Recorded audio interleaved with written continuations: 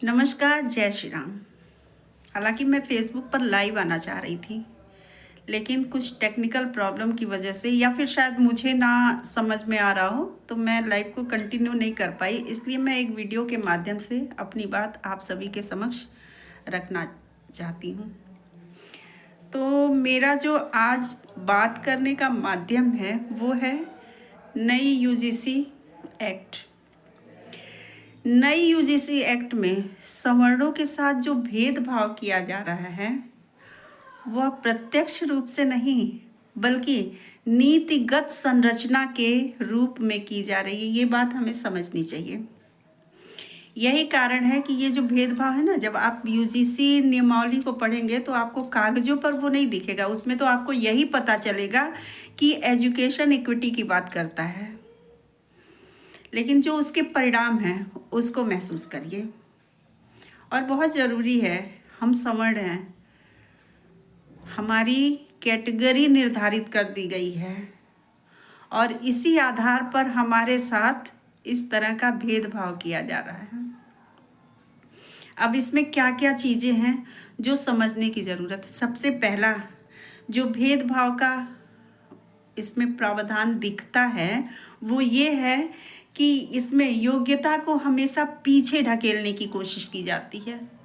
ठीक है, नई यूजीसी व्यवस्था जो हुई है उसमें प्रवेश, अनुदान, फेलोशिप, नियुक्ति और प्रोन्नति, इन सबको सामाजिक श्रेणियों के तय प्रतिशत से जोड़ दिया गया है। इसका सीधा अर्थ यह है कि सवर्ण छात्र और शिक्षक के लिए केवल मेरिट पर्याप्त नहीं रह गया है,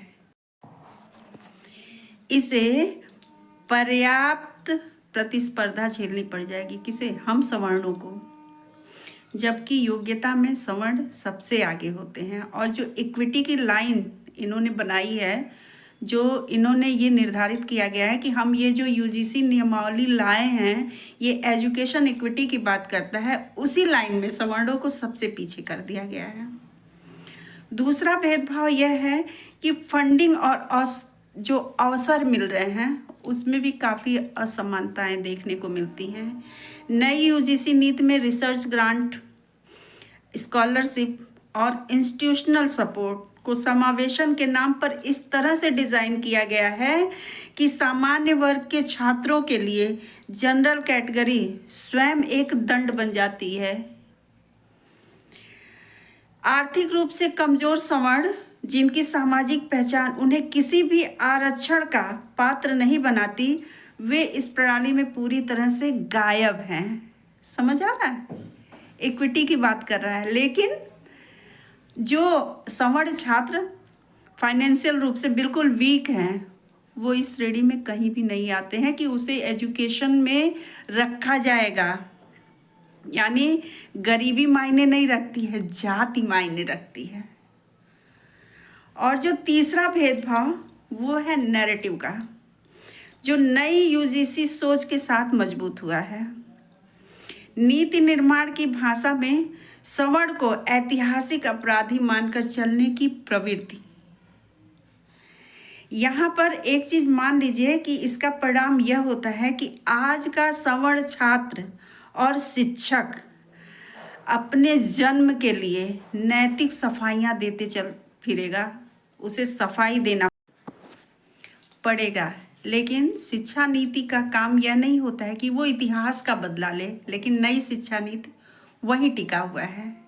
ये ऐतिहासिक परंपराओं का जो है अब जो नीतियां बनाया है उस हिसाब से वो पूरी तरह से जता रहा है कि हम सवर्ण छात्रों के साथ बदला लेंगे।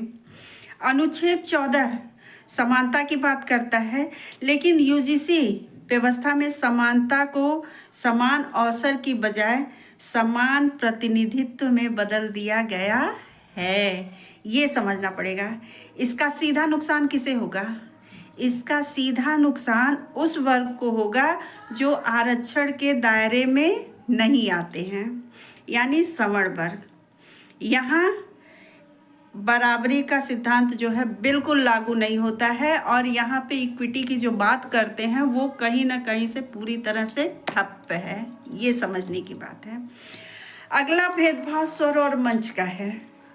नई यूजीसी एक्ट के विरोध में अगर सवर्ण छात्र उतरते हैं या शिक्षक सवाल करता है तो उसे सामंती सशक्तिकरण या सामंती मानसिकता या विशेषाधिकार की पीड़ा कहकर खारिज कर दिया जाएगा। यानी शिकायत करने का अधिकार भी अब उनसे पूरी तरह से छीन लिया गया है। अगर कोई छात्र या शिक्षक किसी तरह की शिकायत करता है तो उसको क्या करना होगा? लोकतांत्रिक विमर्श के लिए खतरनाक परिस्थितियों से गुजरना होगा। कुल कहने का मतलब यह है कि यह जो सारी नियमावली बनी है वो कहीं ना कहीं सवर्णों को परेशान करने के लिए बनी है, हमें शैक्षिक रूप से ये पीछे करने के लिए बनी।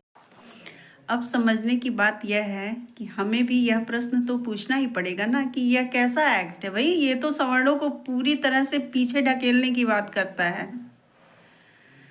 अब देखिए, आपने एक नियमावली बना दी कि -40 अंक पाने वाला सर्जन बनेगा और क्वालिफाइंग क्राइटेरिया ना पार करने वाला अब टीचर बनेगा। अब वही पढ़ाएंगे।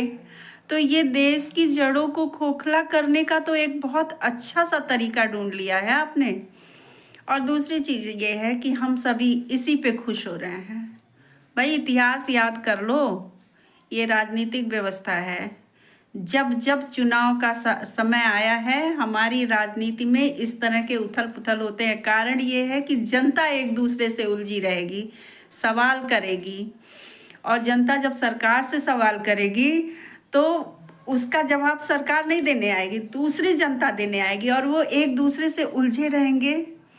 वही है वस्त्रकार वाली स्थिति, फूट डालो शासन करो, क्योंकि जनता भाई आप हमें नीचा दिखाएंगे, अगले के दिमाग में आ गया भाई ये सरकार तो हमारी सुन रही है, हमारी कह रही है, हमारी कर रही है, हमारी वजह से इन्होंने इस वर्ग को इस तरह की पीड़ा पहुंचाई या आहत किया, तो हम तो इसी में उलझे रहेंगे।